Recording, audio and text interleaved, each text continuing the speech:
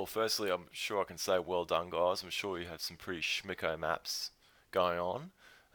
So don't panic if yours doesn't look anything like mine.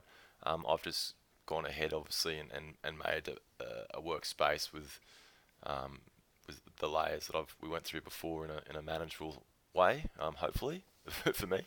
Um, so look, now that we've gone through that exercise, and again, don't worry if you think yours isn't exactly right. Um, Later on, we'll be doing a group exercise, and you can work with someone who might have a map which is probably laid out in a better way if you think yours is a bit hard to understand. For this next bit, we'll be doing something a bit more complex before we finalise this first map. So what I'll do is I'll get you to go back to that GIS folder with all the data in it. And like I said before, we skip that road hierarchy shapefile, but what we're going to do is we're going to bring that in. So just click and drag and bring it into the software like you did before. So here I've got all this purple. I can zoom in. Basically, this shows me every road in Brisbane, and it's from council's planning scheme. Okay. Obviously, all we see right now is a lot of purple, and doesn't really give us a great understanding of what roads are what, based at the scale that we're looking at it right now. So, to make it a bit easier, what I want us to do is remove all roads that aren't arterial roads. And the reason for that is I'm assuming that arterial roads have some kind of impact on whether an area is advantaged or disadvantaged. I might be wrong, but I'll let you decide that one. Okay. So now to remove all the roads that aren't arterial roads, I'll get you to right click on the layer, go to properties. So go to the symbology again. Before we had single symbology, so that's basically one color for the whole layer.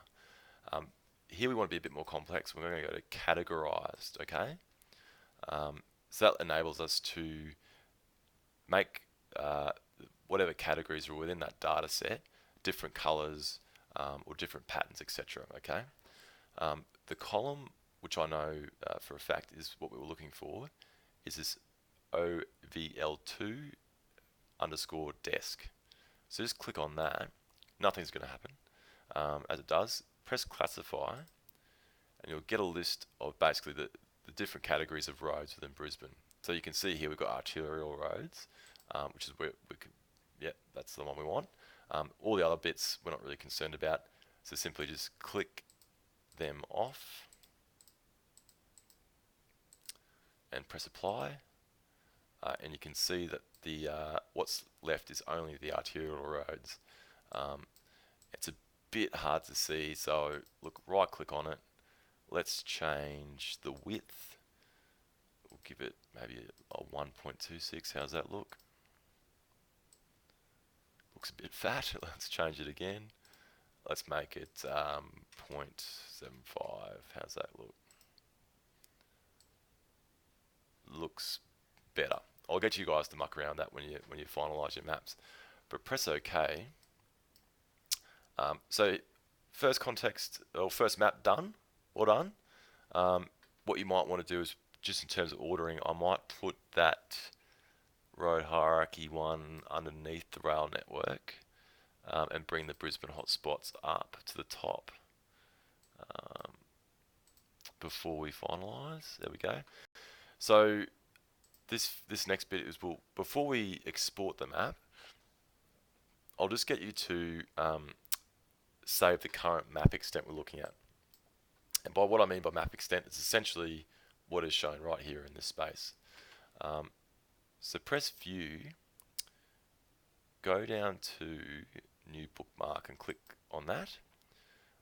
You'll see I've already saved one here, but call it map extent or map 1, well, map 1 extent. I'll call it version 2. Let go.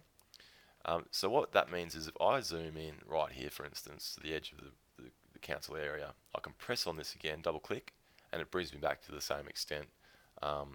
And it just it ensures that all your maps can be consistent when you're dealing with multiple maps with different layers. Just as a bit of a tip.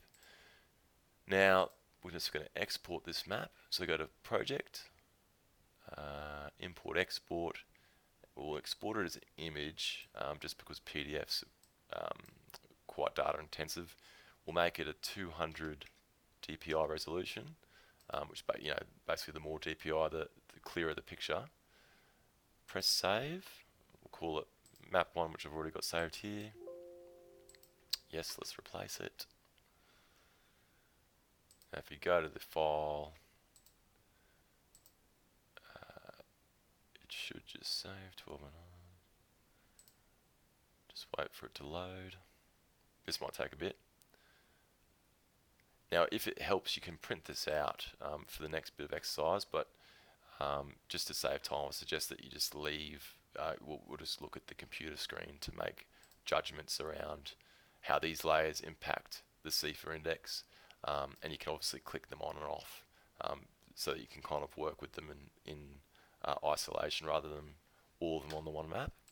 But there we go, so that's the first map. Okay, so I'll let you just have a couple minutes to finalise, and then I'll meet you on the next slide. Okay.